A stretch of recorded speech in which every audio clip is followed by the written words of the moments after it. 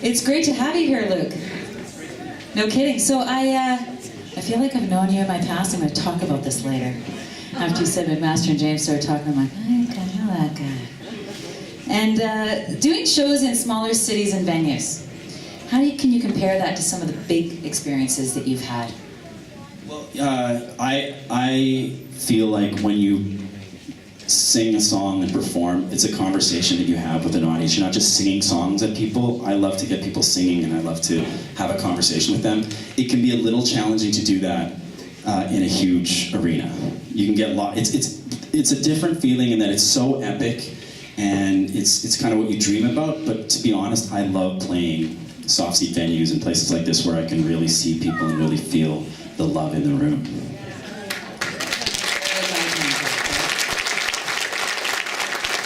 So you have soul, a Motown inspiration to your music. So can you tell us where that came from?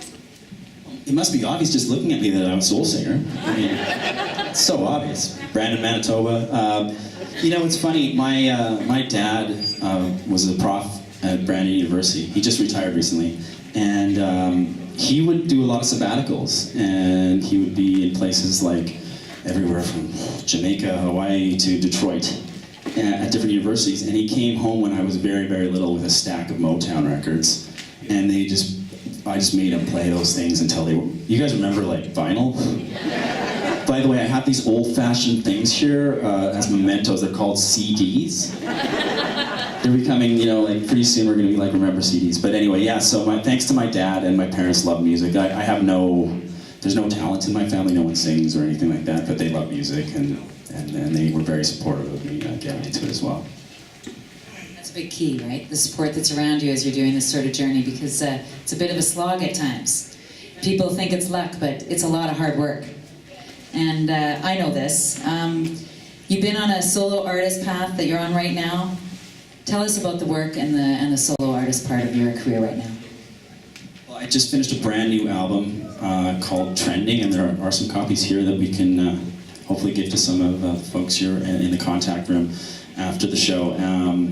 Yeah, it's a lot of work. It's a lot of, like, I think anything in life, you know, you have to believe, and you have to have a vision, and you have to just stay positive and have a plan. And really, you know, my dad said to me, he's like, Luke, you know, because my whole family are all academics. I don't know what happened to me. I have two of my brothers are doctors. One brother is in banking, and then my dad's a prof. My mom's a businesswoman. My dad said, okay, if you're gonna be a musician, you know, you gotta take it seriously, treat it like a business. So that's why every time I show up at work, I have a suit and tie on, like I do tonight. But yeah, so I always had a plan, and luckily my parents were just like, you're gonna work at this, it's not gonna be handed to you. So I'm very thankful for that and for the support of people letting me do what I love to do. That's great. Well, thanks for being here. You can find Luke in the contact room after, and Luke McMaster, all the best.